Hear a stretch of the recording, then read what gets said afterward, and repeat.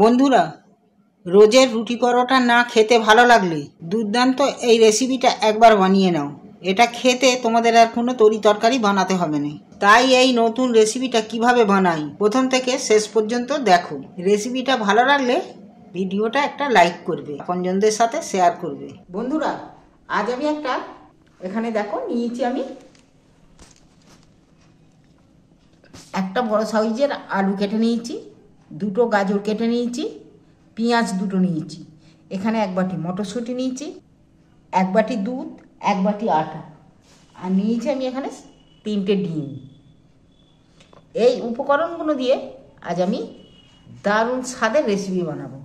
ঝালের জন্য আমি লঙ্কা নিয়েছি একটু। যদি ঝাল খাও দেবে, আর না খেলে না দেবে, তাহলে কিন্তু লঙ্কাটা কিন্তু সেটা মর্জি হিসেবে তোমার খেতেও পারো নাও পারো। দেখো আলুটা আমি এইভাবে ছোট ছোট করে কেটে নিয়েছি, আর এখানে আমি একটা মিক্সারের জার নিয়েছি। এই মিক্সারের জারে আমি আলুগুলো তুলে দিচ্ছি সব।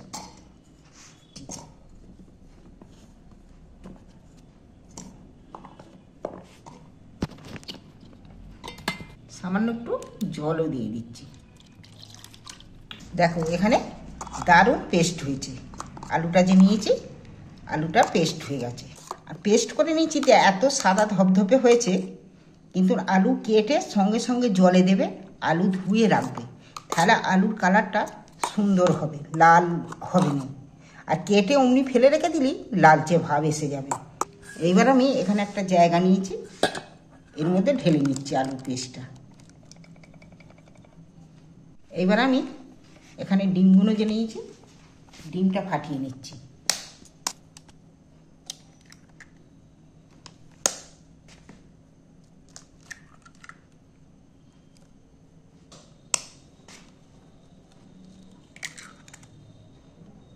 এবার আমি এক বাটি যে দুধ নিয়েছি, দুধটার মধ্যে দিয়ে দিচ্ছি। স্বাদ মতো নুন দিচ্ছি, হাফ চামচ মরিচের গুঁড়ো দিচ্ছি। মরিচের গুঁড়োটা দিলে কি হয়, স্বাদটা খুব ভালো হয়। এইবার আমি একটু ফাটিয়ে নিচ্ছি।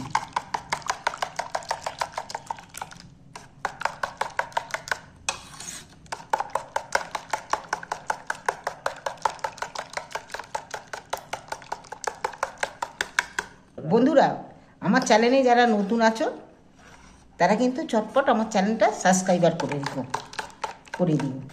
আমি এটাকে ভালো করে ফাটিয়ে নিচ্ছি। দেখো আমি একটা ছাঁকুনি নিয়েছি, চালনা নিয়েছি। এইবার আমি ময়দাটা দিয়ে দিচ্ছি এর মধ্যে।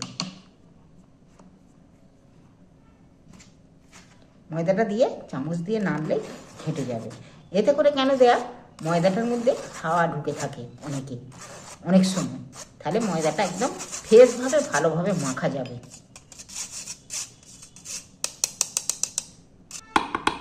এইবার আমি ময়দাটা এটা দিয়ে ভালো করে মেখে নেব।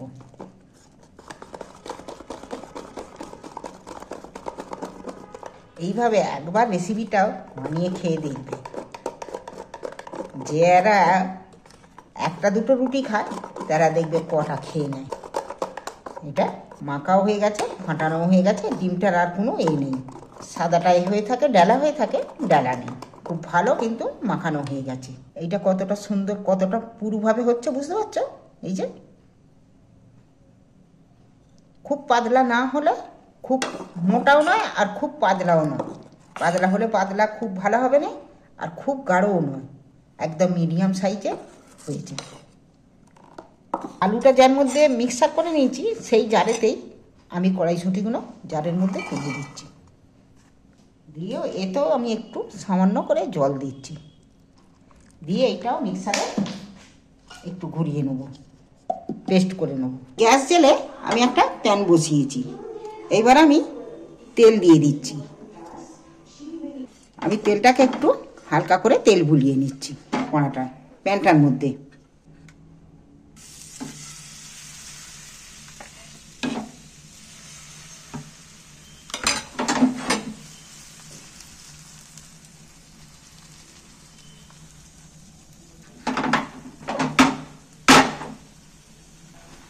এতে যে ঝটপট খুব তাড়াতাড়ি বানানো যাবে, এতে কোনো আটা মাখার ঝঞ্ঝট নেই, কিচ্ছু নেই। অথচ খাবে দুর্দান্ত স্বাদের একটা রেসিপি। এইটা একদম মুখে লেগে থাকার মতো, একদম মন ভরা রেসিপি। উল্টানো যাচ্ছে।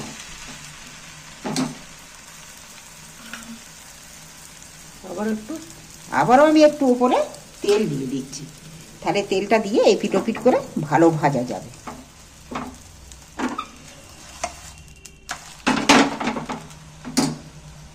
বাচ্চাদের টিফিনেই তাদের যা প্রিয় হবে, না করে দিলে, বানিয়ে দিলে বুঝতেই পারবে না। বাচ্চাদেরকে একবার বানিয়ে খাওয়ালে না, তারা বারবার এই রেসিপিটাই খেতে চাইবে। এইটাও লাল লাল করে ভাজা হয়ে গেছে, আমি ঢেলে নিচ্ছি। এইভাবে আমি প্রত্যেকটাকে ভেজে নেব।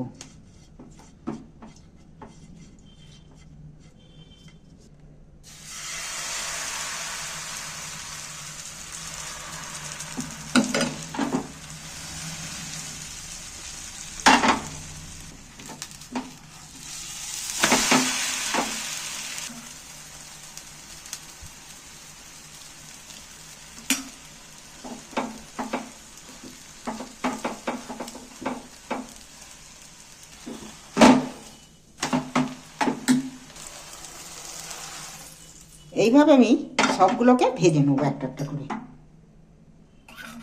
আমার হয়ে গেল, প্রত্যেকটা ভাজা রুটি ভাজা হয়ে গেছে। প্যানটা বসিয়ে দিয়ে আমি আবার একটু হালকা করে তেল দিয়ে দিচ্ছি, একটু 1 চামচ। এবার কাটা গাজরগুলো আমি প্যানের মধ্যে তুলে দিচ্ছি।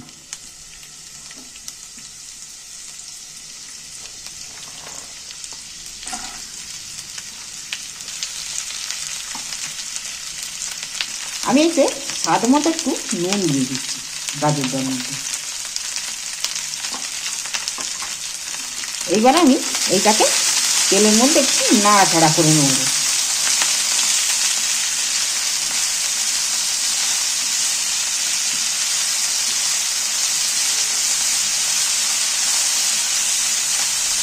একটা নরম হয়ে গেছে, দেখতেই পাচ্ছ, কালারও বদলে গেছে। এবার আমি ছোট ছোট করে 2টো পেঁয়াজ কেটে রেখেছিলাম, যে কাটা পেঁয়াজ আর কাটা কাঁচা লঙ্কা কুচি, পেঁয়াজ কুচি তুলে দিচ্ছি এর মধ্যে। এইগুলো আমি একটু এরই মধ্যে নাড়াচাড়া করে ভেজে নেব।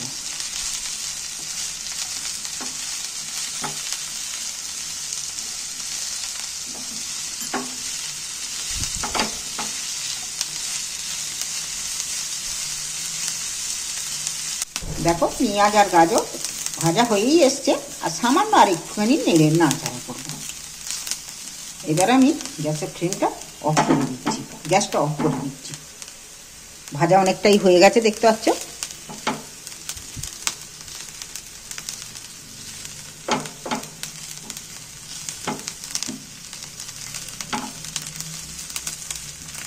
আমি এখানে মটরশুঁটিগুলো পেস্ট করে নিয়েছি। দেখো মটরশুঁটির পেস্টটা আমি এর মধ্যে ঢেলে দিচ্ছি।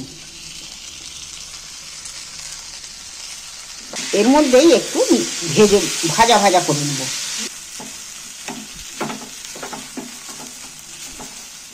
মাখা চাকা মতন হয়ে গেছে, এইবার আমি অফ করে দিচ্ছি গ্যাসটা।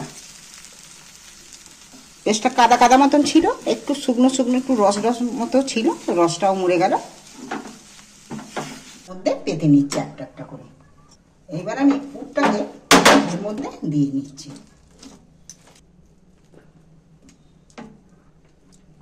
এইভাবে আমি একটু ভাঁজ দিয়ে নিচ্ছি। এই 2টো ভাঁজ দিনও, এদিকেও একটা ভাঁজ দিয়ে নিচ্ছি, এদিকেও একটা ভাঁজ দিচ্ছি। এইবার আমি ফের রোলটাকে মুড়ে নিচ্ছি। আমার এইভাবে তৈরি হলো। এরই মধ্যে রাখছি আমি। আবারও আমি একটা রুটি নিচ্ছি, নিয়ে আবারও আমি পুর তুলে নিন এর মধ্যে। এবার চামচ দিয়ে আমি এটাকে চাড়িয়ে নিচ্ছি। এইবার আমি আবারও ভাঁজ করে নিচ্ছি।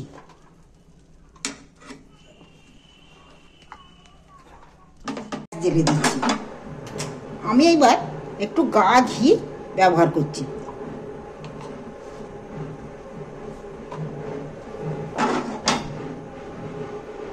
ঘিটাকে আমি গোটা কোড়াটা চালিয়ে দিচ্ছি প্যানটাকে। আর এইবার যে ভাঁজগুলো আছে আমি ভাঁজগুলো একটা একটা করে ভাঁজ করা রোলগুলো আমি একটা একটা করে তুলে দিচ্ছি।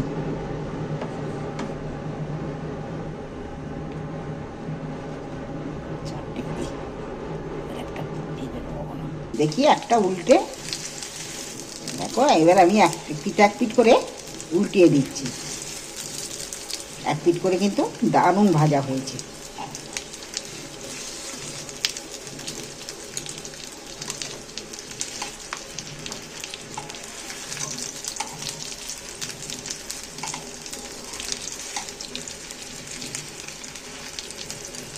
এতে কিন্তু সব জিনিসটাই পুষ্টিকর খাবার রয়েছে।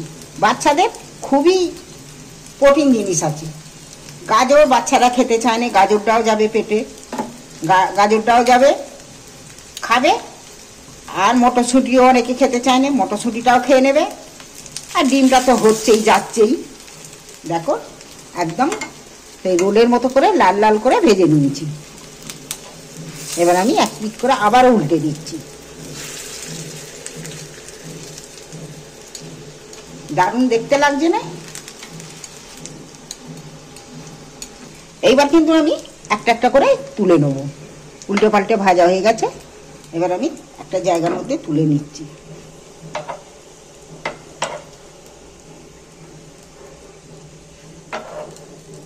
একটা করে দিলেই কিন্তু পেট ভরে যাবে বাচ্চাদের। তুলে দিচ্ছি, তেলের ঘি রয়েই গেছে, তুলে দিচ্ছি। এই রেসিপি খুব সহজেই বানানো যায়, দারুণ হয়েছে।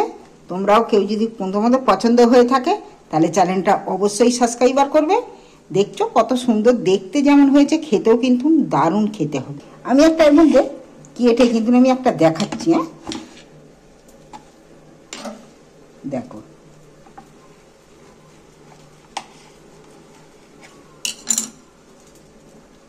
দেখো ভেতরটা কত সুন্দর দেখতে লাগছে বলো তো। যেমন দেখতে হয়েছে খেতেও দারুণ স্বাদের, দারুণ খেতে হবে। তোমরা একবার অবশ্যই বাড়িতে ট্রাই করে ছেলে মেয়েদেরকে খাওয়াও। বয়স্ক যদি শাশুড়ি থাকে, শ্বশুর মশাই থাকে, তাহলে তাদেরকেও করে খাওয়াও বয়স্কদের। আর বাচ্চাদেরকে তো অবশ্যই করে দিও, তাদের খুব পছন্দের খাবার হবে। ভালো লাগলে চ্যানেলটা আমার অবশ্যই সাবস্ক্রাইবার করবে। আর বানিয়ে কেমন খেলে অবশ্যই কমেন্ট করে জানাবে।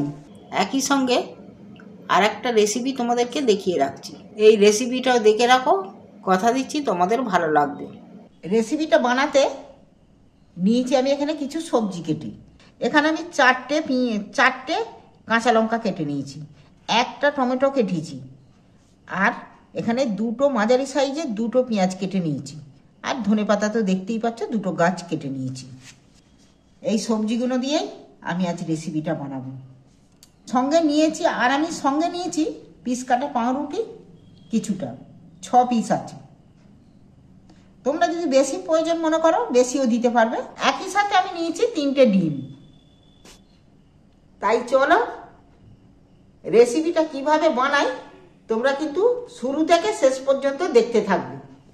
ভালো লাগবে তোমরা কিন্তু বন্ধু বান্ধবের সাথে শেয়ার করো, আত্মীয় স্বজনের সাথে শেয়ার করবে। আর কেমন হলো, কেমন বানিয়ে খেলে কমেন্ট করে জানাবে। দেখো এখানে আমি একটা বাটি নিয়েছি, আর 6টা পাউরুটি 6 পিস পাউরুটি আমি নিয়ে নিচ্ছি।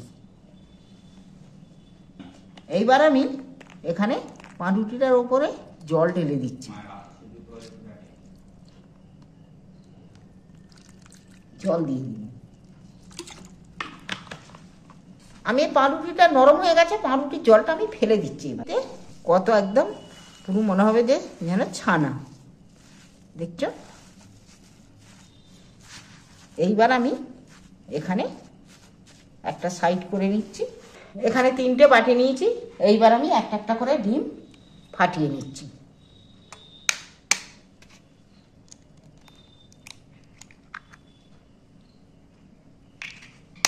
এই 3টে ডিমকেই পাউরুটির মধ্যে ফাটিয়ে দিয়ে দিচ্ছি।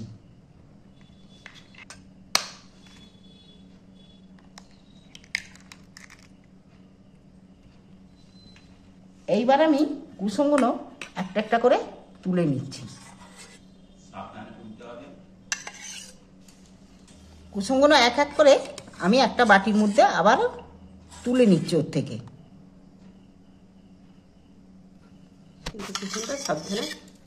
কুসুমগুলো সাবধানে কোটা কোটা রাখতে হবে।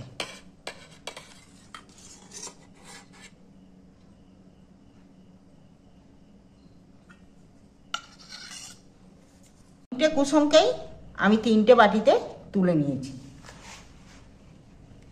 এইবার আমি এবার কেটে রাখা সবজিগুলো আমি এক এক করে দিয়ে দিচ্ছি। এর মধ্যে প্রথমে টমেটোগুলো দিয়ে দিচ্ছি,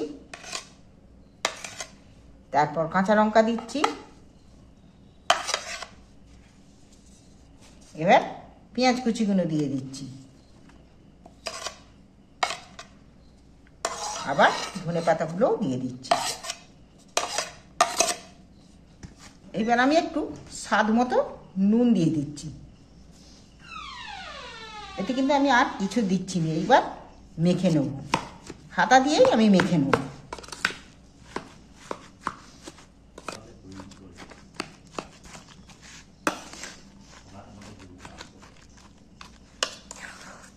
এইটা টিফিনে যে বাচ্চাদেরকে দেবে কি বড়দেরকেই দেবে, টিফিনে কিন্তু তাদের একদম খেয়ে মন ভরে যাবে। ডিম পাউরুটি অনেকেই অনেক কিছু টোস্ট হ্যান ত্যান করে অনেক রকম করে খাওয়া যায়, কিন্তু ডিমের এইভাবে পাউরুটি দিয়ে একবার বাড়িতে বানিয়ে খেয়ে দেখবি। যেমন দেখতে হয়েছে তেমন খেতে হবে, আর এইভাবে খেলে না মুখে লেগে থাকবে। সে রোজই বলবে যে আমাকে টিফিনে এই জিনিসটা করে দাও। চলো এবার গ্যাসের কাছে যাওয়া যাক। আমি এখানে একটা প্যান বসিয়েছি আর গ্যাস জ্বেলে দিচ্ছি।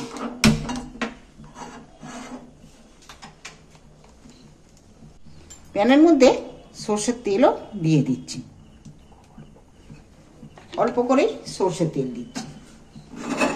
এটাকে এই রেসিপিটা বানাতে গেলে অল্প তেলেই হয়ে যাবে। গরম হওয়ার জন্য একটু জোর করেই দিয়েছি। এইবার আমি একটা একটা করে দিয়ে দিচ্ছি এর মধ্যে।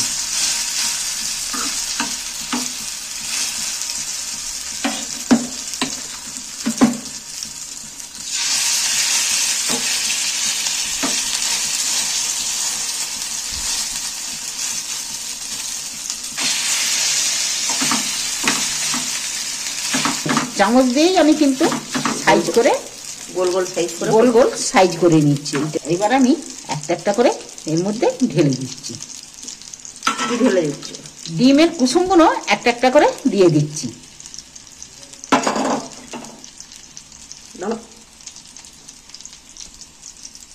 আমি কুসুমের মধ্যে সামান্য একটু মরিচের গুঁড়ো ছড়িয়ে দিচ্ছি।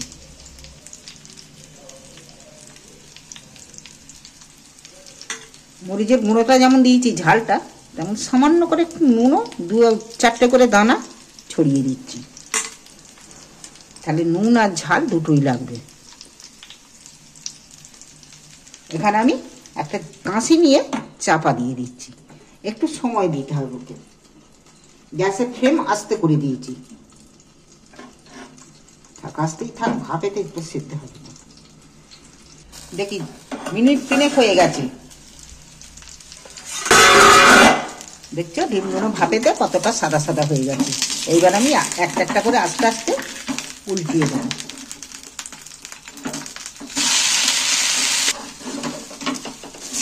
দেখো এই আমার টিফিনের রেসিপি হচ্ছে। স্কুলে, বাচ্চাদের ঘরে, বয়স্কদের ঘরে টিফিনে এতে কিন্তু কোনো যে খেলে অসুবিধে হবে, শরীর খারাপ করবে সেরকম কিছুই নেই। খুব ভালো, এটা ফুড জিনিস, সব কিছু ভালো জিনিসই রয়েছে। খেয়ে সবাই স্বস্তি পাবে। এইবার আমি আরো একবার করে উল্টিয়ে দেখছি কি হচ্ছে। এইবার কিন্তু আমার পুরো রেডি। এইগুলো গরম গরম টিফিনে পরিবেশন করতে পারো।